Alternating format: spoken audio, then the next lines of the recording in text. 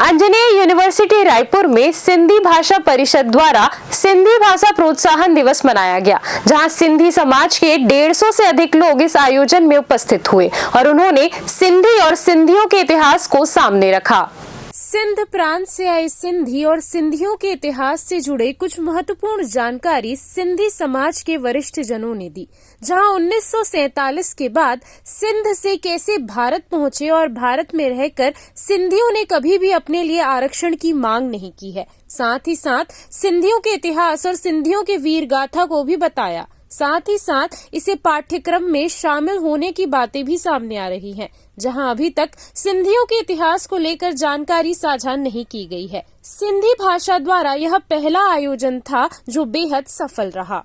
आज आंजनेय विश्वविद्यालय ने राष्ट्रीय सिंधी भाषा परिषद के साथ में मिलके सिंधी भाषा के उत्थान के लिए एक संगोष्ठी का आयोजन किया गया है और इस आयोजन में हम सिंधी समाज से विभिन्न क्षेत्रों से जुड़े लोगों जो सिंधी भाषा के बारे में, सिंधियों की यात्रा के बारे में और कैसे समाज का आज योगदान है हमारे भारत को आगे बढ़ाने के लिए, उस विषय पे हम चर्चा कर रहे हैं और इसके माध्यम से छात्रों को इन चीज़ों के बारे में, हमारे गौरवपूर्ण इतिहास के बारे में जो जानकारी होगी, ये आयोजन इसलिए हमने किया है और आंजनेय विश्वविद्यालय निश्चित रूप से आने वाले समय में इस भाषा को भी एक स्थान मिले उसके लिए प्रयासरत है और हम इसका कोर्स भी जल्दी लॉन्च करेंगे। ये पहला आयोजन है, ये सिंधी भाषा को लेके पहला आयोजन है जो राष्ट्रीय सिंधी भाषा विकास परिषद के साथ मिलके हम कर रहे हैं और आने वाले समय में हमारी और भी उनसे बातचीत चल रही है, विभिन्न आयोजन हम और करेंगे। सर, आप लोग सिंधी भाषा को क्यों चुने, किस प्रकार का आयोजन? देखिए, क्योंकि ये आयोजन हम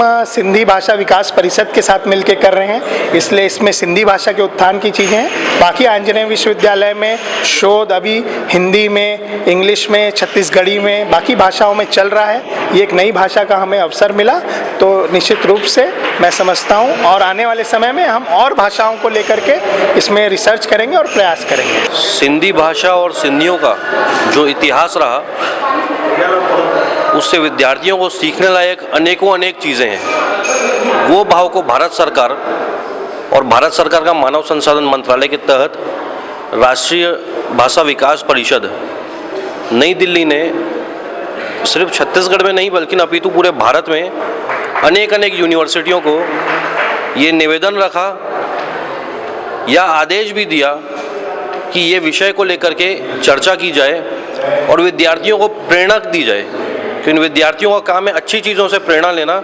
उस भाव से यहाँ एक गोष्ठी सिंधी समाज के ऊपर, सिंधी समाज को जोड़ करके सिंधी समाज के इतिहास के ऊपर, जिसमें देश भर के लोग आए, यहाँ के सभी शिक्षकगण, दिल्ली से डॉक्टर आडवाणी साहब पर। निश्चित ही सिंधी समाज का गौरवशाली इतिहास बताने का जो काम आज यहाँ पे NCPSL national council for promotion of Sindhi language ने किया, ये इसलिए भी महत्वपूर्ण है कि जब सामाजिक समरसता की बात हो रही है तो हम कैसे मिलके समाज के सब लोग एक दूसरे से जुड़ पाएँ, अपनी बात रख पाएँ। इसके लिए आज हमें यहाँ बुलाया गया, हमें बहुत अच्छा लगा। मैं डॉक्टर हरीश शर्मा, इस कॉन्फ्रेंस का ऑर्गेनाइजिंग सेक्रेटरी। अभिवादनशीलस्य नित्य विद्योपसेविना चत्वारि तस्य वर्धन्ते आयु विद्या यशो बलम। इसी कॉन्सेप्ट को लेकर हमने ये नई शुरुआत की है कि NAP 2020 में क्यों ना सिंधी भाषा को भी एक समावेशन मिले। तो इन्हीं भावनाओं के साथ हमने ये कार्यक्रम रखा है। मैं बहुत बहुत धन्यवाद देता हूँ कि बहुत सारे लोग हमारे यहाँ मौजूद हुए। लगभग 150 सिंधी समाज से लोग, सिंधी पंचायत से लोग आए हैं और इस पूरे कार्यक्रम में 500 लोगों की उपस्थिति थी।